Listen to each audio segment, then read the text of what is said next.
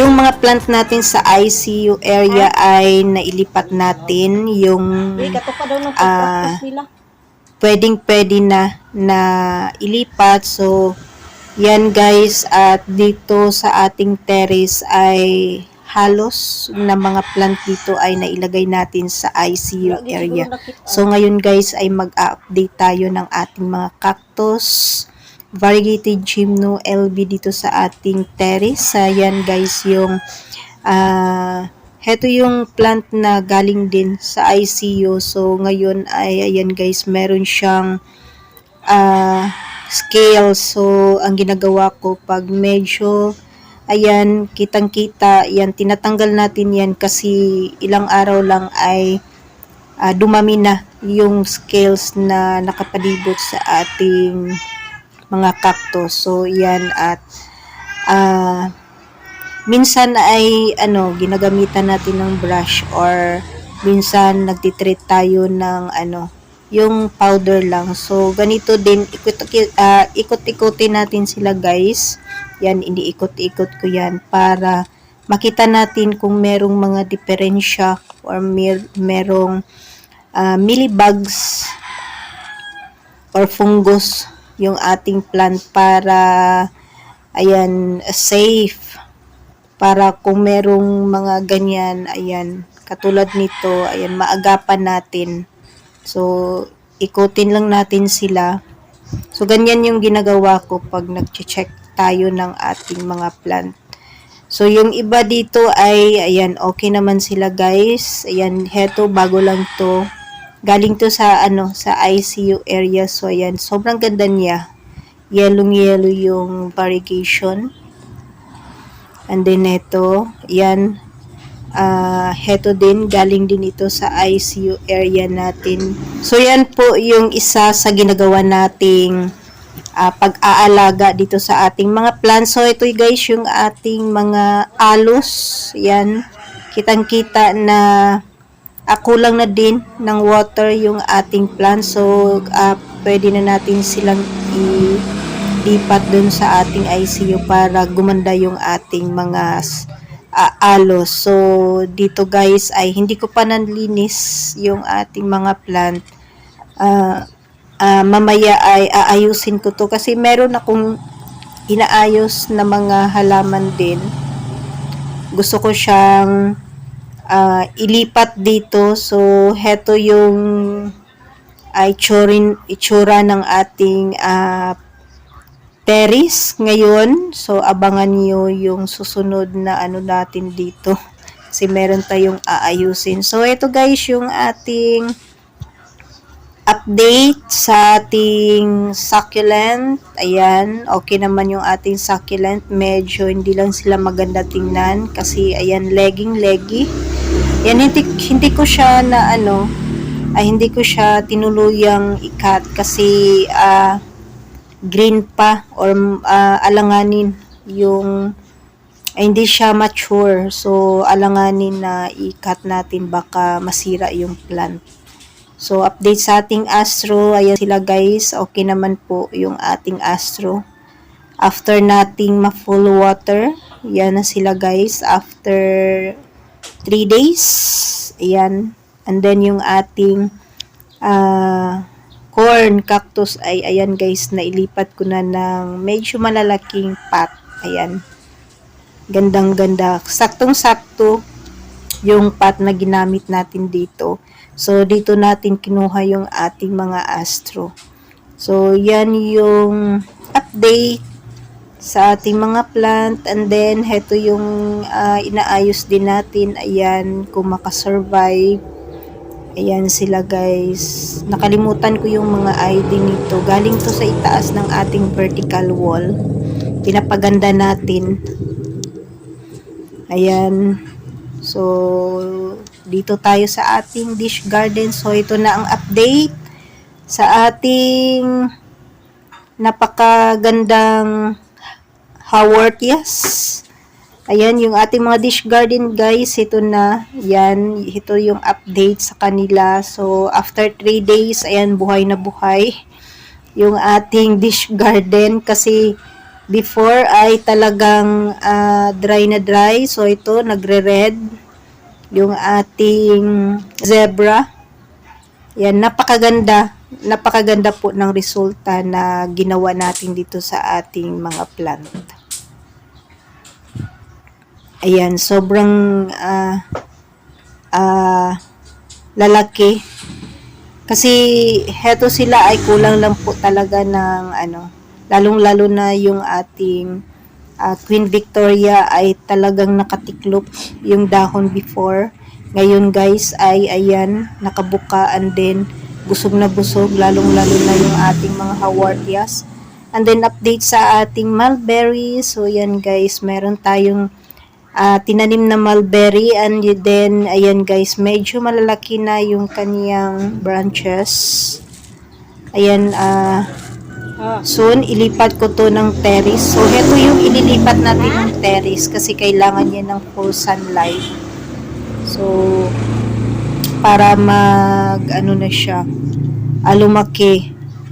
And then ayan, lumabas na yung kaniyang mga berries. So, tingnan natin kung ano pa yung magiging itsura nito. Pag ganito na guys, so hindi pa yan sure na maganda yung roots ng ating mulberry. So, obserban pa natin. Ayan, kailangan na kasi nito ng sunlight. So, ilipat natin siya ng area na makaka-receive po ng medyo mataas-taas na sun exposure yung ating plant. So, hindi ko naman siya pwedeng ilagay sa labas kasi baka kukunin ng iba. Ayan, gusto ko siya dito lang sa ating terrace para meron tayong fruits dito sa ating munting garden. So, yan guys yung ating mulberry o mulberry. So, yan. At mag-update ako sa next video natin, guys. So, balik tayo dito sa ating napakagandang dish garden. So, yan na guys. Napakaganda at healthy na po yung ating plant after ng 3 days na one time po nating na full water.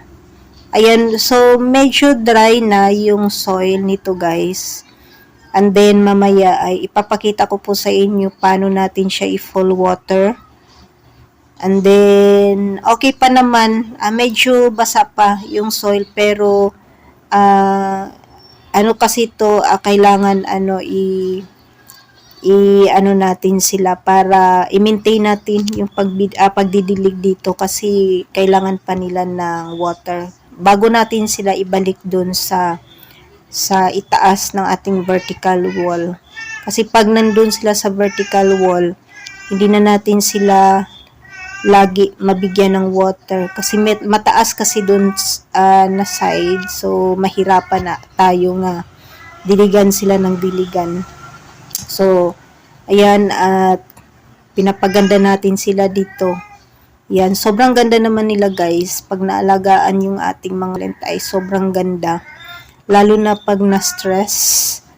Ayan, one month na walang dilig. Ganyan po kaganda yung ating plant. Pero, dehydrated. Pero, meron namang remedyo.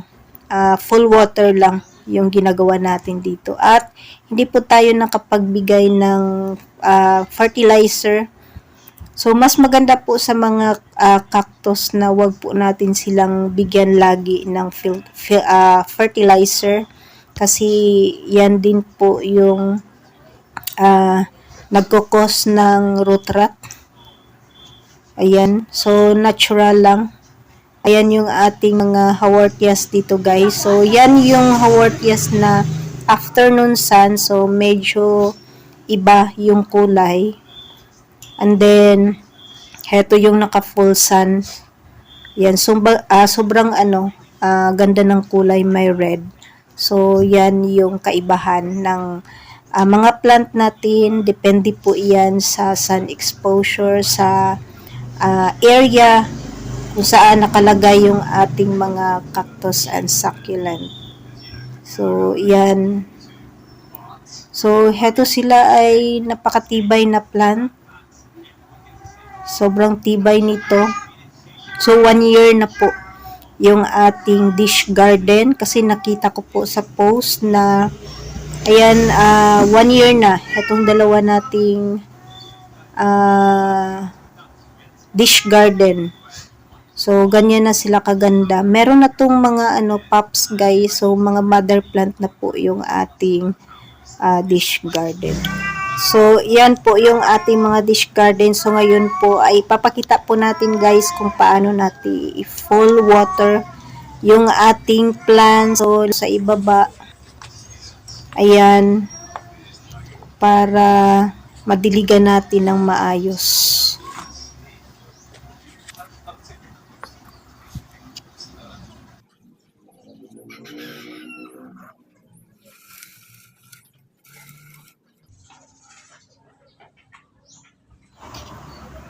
So, yung ginagamit natin na dito guys, rainwater, ayan.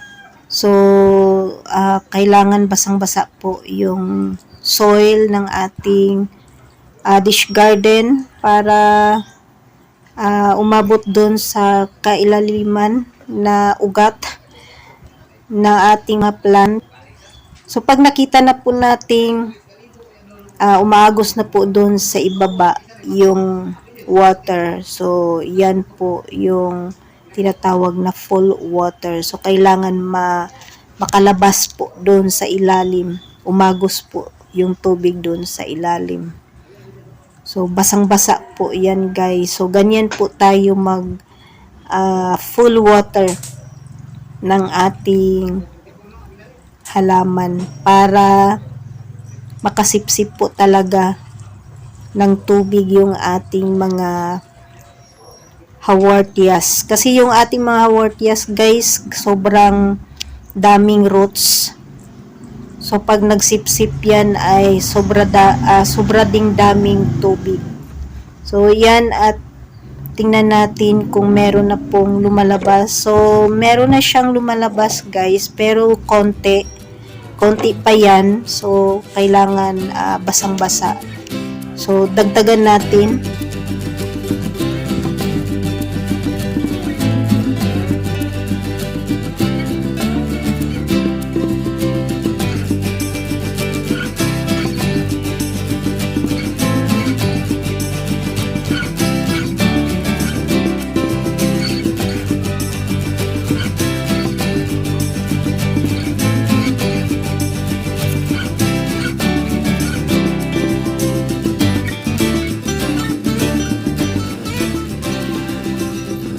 So yan, at kitang-kita na po doon sa baba na lumalabas na yung water. So ganyan po dapat yung pagbigay ng water dito sa ating plant pag sobrang dehydrated.